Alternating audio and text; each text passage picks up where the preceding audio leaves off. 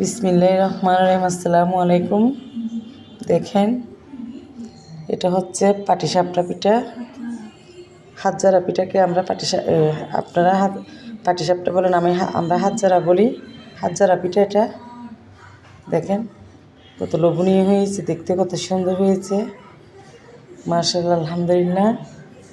তারপরে এগুলো হচ্ছে ভাপা পিঠা, চারটে ভাষায় বলে ডুমি পিঠে, আর শুদ্ধতে বলে ভাপা পিঠা। দেখেন, এগুলো হাতে বানিয়েছি।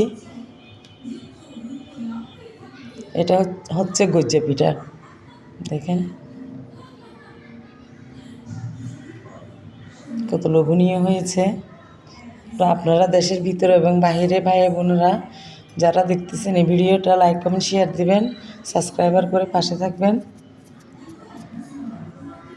এই শীতকালীন পিঠাগুলা